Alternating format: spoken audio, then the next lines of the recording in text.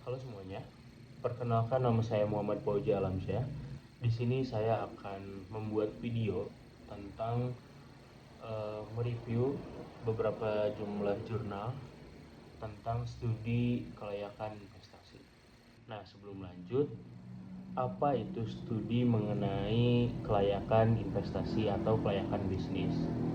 Nah, studi kelayakan bisnis adalah proses menyeluruh mengenai sebuah ide bisnis atau sebuah usaha apakah layak untuk dijalankan dari berbagai aspek dari mulai pasar, organisasi, hukum, serta finansialnya. Nah, proses ini pun sangat penting bagi bisnis yang memang sudah berjalan ataupun bisnis yang baru dirintis. Nah, pada video ini saya akan mereview 3 buah tulisan atau tepatnya 3 buah artikel yang mana 3 artikel ini tuh membahas tentang investasi atau studi mengenai kelayakan bisnis. Nah, eh, ada 3 artikel yang akan saya bahas dan akan saya review pada video kali ini. Yang pertama ada artikel mengenai studi kelayakan bisnis yang memiliki nama kekondangan.id. Yang kedua, itu ada studi kelayakan usaha minuman jamu kekinian. Yang ketiga ada studi kelayakan UMKM Happy Bento Cake. Nah, ketiga artikel tersebut memiliki fokus objek yang berbeda. Pada artikel yang pertama, yaitu kekondangan.id, ini tuh merupakan bisnis yang berfokus pada usaha digital layanan undangan yang berbasis pada website dan media sosial. Nah, sedangkan artikel yang kedua ini tuh cakupannya lebih luas karena meneliti fenomena minuman kekinian di berbagai eh, di berbagai kota-kota besar oleh beberapa UMKM. Dan ini pun objeknya tidak terpaku pada satu minuman itu saja yaitu jamu. Ada banyak sekali minuman yang dieksplor di kota-kota besar. Nah, ada artikel yang ketiga atau yang terakhir itu adalah Happy Bento Cake. Nah, beda dari artikel dua lainnya, artikel ini tuh berfokus pada penilaian perancangan sebuah usaha Happy Bento Cake atau bento cake yang dikenal eh, kue-kue anak muda. Nah, selain itu, kita juga akan membahas metodologi penelitian pada masing-masing artikel. Nah, pada artikel yang pertama, yaitu kekondangan.id, mereka tuh memilih metodologi penelitian secara kualitatif dengan cara mewawancara pihak-pihak yang ada pada kekondangan.id, lalu data yang didapatkan dibuat menjadi hasil yang deskriptif untuk mendapatkan gambaran yang mendalam. Nah, sedangkan pada artikel yang kedua, mereka tuh menggunakan metodologi penelitian kualitatif dan kuantitatif, yaitu penggabungan dari kedua metodologi penelitian.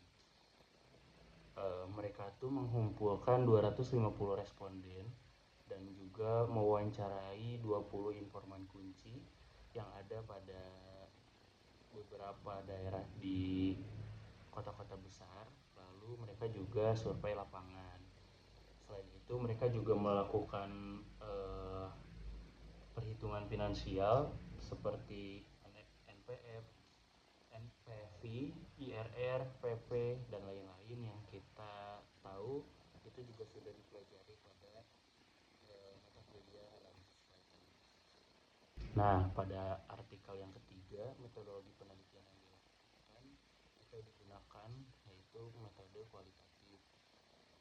Dilakukan secara dengan cara melalui analisis lapangan dan informasi yang mendukung. Ini tuh sudah cukup untuk memberikan apa ya, gambaran-gambaran secara menyeluruh pada tahap perancangan. Nah, yang ketiga, memasuki poin ketiga yang akan kita review yaitu aspek yang dianalisis. Nah, pada artikel yang pertama itu tuh mereka hanya fokus kepada dua aspek, yaitu aspek pasar dan pemasaran. Adapun yang kedua, mereka tuh cukup menyeluruh.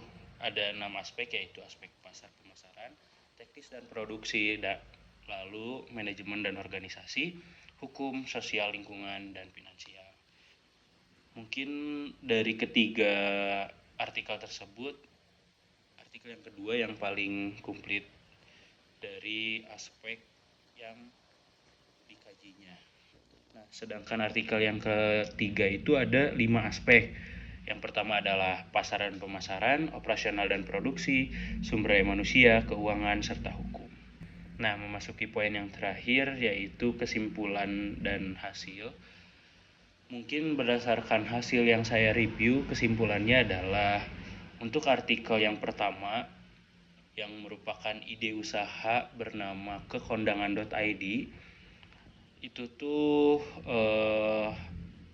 kekondangan.id dinyatakan layak berdasarkan aspek dan pasar pemasarannya, karena strategi digital yang cukup efektif, harga juga kompetitif, dan permintaan mungkin stabil ya, karena dari setiap bulan tuh pasti ada saja yang menikah ataupun melakukan acara-acara formal untuk merayakan sesuatu ataupun mungkin memperingati sesuatu dengan cara itu tadi, undangan digital. Nah, hasil ataupun kesimpulan yang ada pada artikel yang kedua itu tuh jamu minuman kekinian itu dicap sangat layak. Kenapa dicap sangat layak? Karena setelah ditinjau dari hasil analisis finansial yang menunjukkan FPP-nya positif, IRR-nya tinggi, periode pengambilannya yang cepat, serta nilai PI-nya tuh di atas standar kelayakan. Adapun juga resiko, mungkin di setiap bisnis juga memiliki resiko. Nah, di artikel yang kedua ini tuh, di bisnis usaha jamu kekinian ini tuh, resikonya tuh cenderung masih bisa diatasi ataupun dikelola seperti itu. Nah, untuk artikel yang ketiga itu adalah Happy Bento Cake.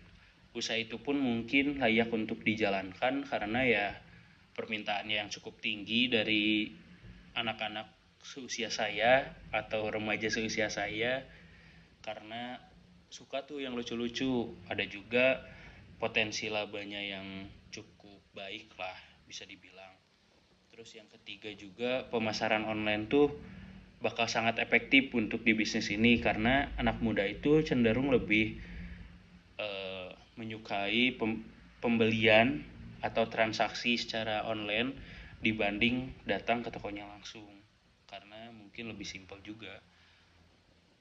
Ada juga yang perlu ditingkatkan dari artikel ini tuh mungkin di kapasitas produksinya, bisa lebih dipercepat atau diperbanyak.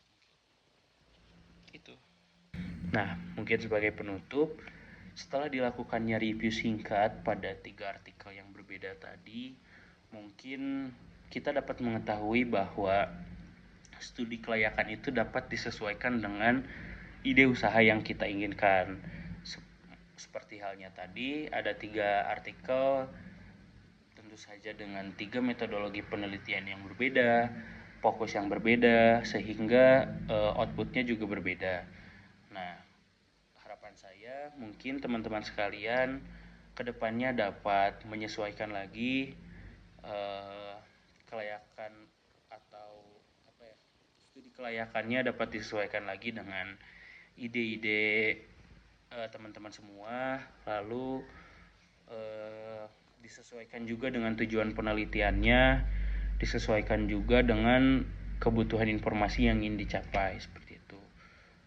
Mungkin sekian yang bisa saya sampaikan, kurang lebihnya mohon maaf. Sampai berjumpa lagi di